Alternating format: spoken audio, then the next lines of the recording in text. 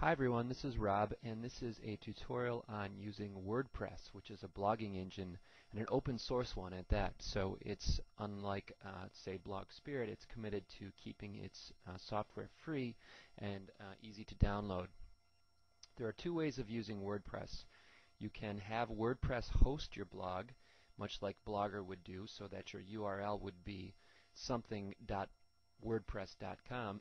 But you can also download the software yourself and install it on your server. We'll take the easy route today.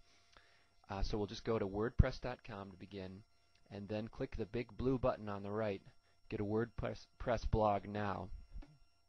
You'll need to supply a username, and again I recommend something familiar, perhaps your university username, and then a valid email address. And you'll need this to work because WordPress will send you a password that you'll need.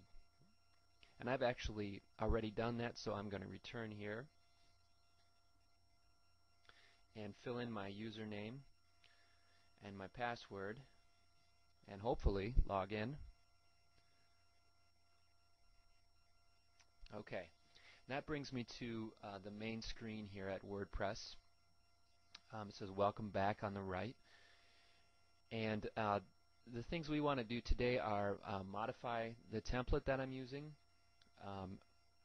write a post in a particular category, password protect that post, and then add a blog roll. And hopefully this tutorial will show you how to do all of those. To make any changes, you need to go to My Dashboard. You can see that if you wanted a quick jump into a post, you could do that. But let's go to My Dashboard here. And you'll see a number of options across the top here. And it looks a little more complicated perhaps than other blogging engines, but that's good. It offers you a lot of features that those do not. So we'll go to Presentation, and this is the way that you change the look and feel of your template, of your blog.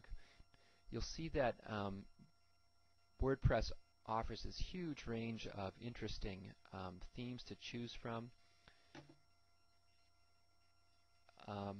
If I wanted to change to this rubric, I suppose I could do that. That one looks kind of interesting. I'll keep going here. Oh, Sapphire. How about Sapphire? Try that for now.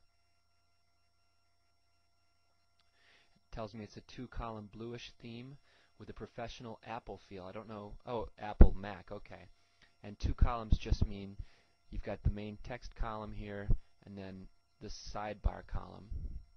If I view my site, I can see that that's been changed. Pretty easy. And it comes with a free search tool. That's cool. Let's go back to My Dashboard. And we're going to write a post.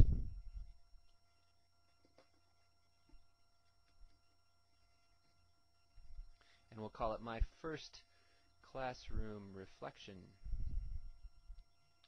And we'll say today was a real riot. Wow.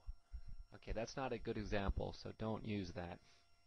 But you'll see over on the right here we have categories.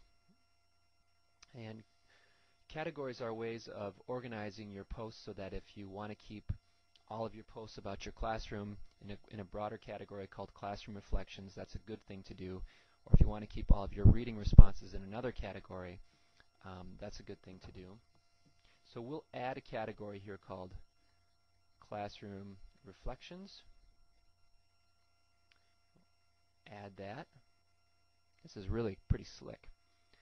And we won't say that this is uncategorized, and we won't put it in the blog roll category, which WordPress gives you by default. We'll put it in this new category we've created called Classroom Reflections. And then a second option here, we're going to post a password for this particular post. You can't password protect the entire blog with WordPress, but you can individually protect these posts. And for Ed 331, this is definitely what you want to do. Post a password, the same password that we use